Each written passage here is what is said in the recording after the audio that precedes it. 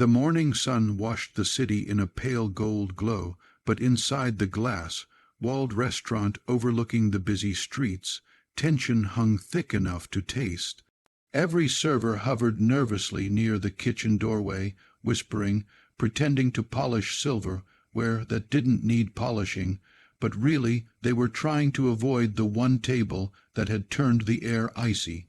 At that table sat Erilyn Vexford, the infamous young billionaire, whose wrath had become a warning story among hospitality workers. She wore power like armor, her presence sharp as broken glass, her reputation heavy enough to make even hardened managers shiver. And yet, on this day, she didn't intimidate everyone, because across from her, smoothing a small stain off the collar of his daughter's jacket, sat a calm-eyed single father named Rowan Hale, who had seen enough storms in his life to know that some tempests were made of pain, not thunder. If you believe in kindness, second chances, and stories that reveal the light in people, make sure to like, comment, share, and subscribe to Soul of Light. The quiet hum of the dining room felt ready to break. Erilyn tapped the table with an expensive pen, irritation rippling through her. She had already complained about the coffee temperature, the seating, the floral arrangement, and even the sunlight hitting her table too directly, as she put it. The staff tried, they truly did, but nothing pleased her, and for Rowan, who was only there for a simple breakfast before walking his 8-year-old daughter, Sella, to her weekend art program, the atmosphere felt increasingly suffocating. Yet he didn't move, he didn't hover nervously, he didn't shrink under Erilyn's cold glare. He simply sat, steady and patient, the calm center amid unease. Sella kept tugging at her sketchbook, eager to draw the restaurant's chandelier. She was a tiny burst of innocence with messy curls and a bright smile that refused to dim, even under Erilyn's shadow.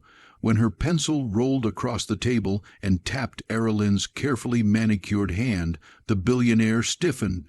But instead of exploding, something flickered in her expression, briefly, barely, a ghost of something Rowan recognized instantly.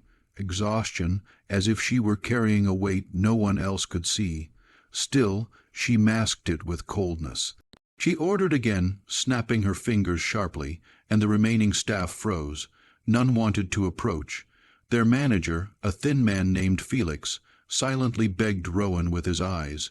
He needed help, and Rowan knew it. Life had taught him what it felt like to be avoided, misunderstood, judged. He understood that sometimes people hid breaking hearts inside impossible behavior. And so, with measured calm, Rowan stood up and approached Erilyn's table, not as a server, but as a human being refusing to let fear dictate the moment. The restaurant seemed to hold its breath as he gently set down a fresh napkin near her. Erilyn looked up, confused that someone had dared step forward. Rowan didn't speak. Instead, he stood firm, steady, never disrespectful, but unshakably present. And something about that startled her more than any raised voice could. As the minutes passed, Sella's soft humming filled the silence, and Rowan returned to their booth. Felix finally gained the courage to walk closer, encouraged by Rowan's example. Slowly, painstakingly, a fragile normalcy returned to the room. Erilyn watched all of it, the girl drawing sunlight, the father's quiet patience, the staff trying to do their best despite trembling nerves. She watched, isolated, a storm trapped in a crystal cage. When her food finally arrived, something unexpected happened. She didn't complain. Instead, she stared down at the plate for a long moment, and when she lifted her gaze, there was a crack in her armor, a small one, but enough. Rowan noticed it instantly.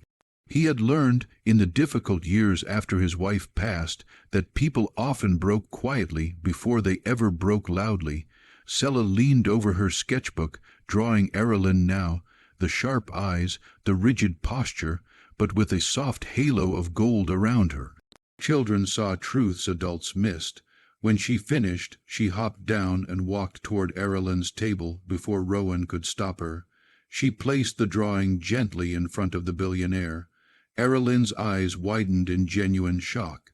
"This is you," Sella said softly. "You look like someone who needs a sun hug."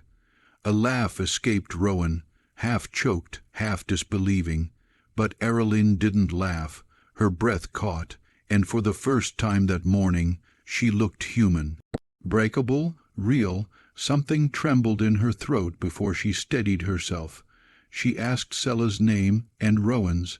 She listened as Sella talked about art and how her mom used to say every person has a soft center, even if their outside feels spiky.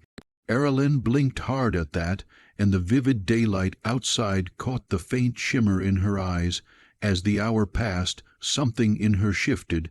She apologized to the staff, a quiet apology, but sincere enough that Felix nearly forgot how to speak.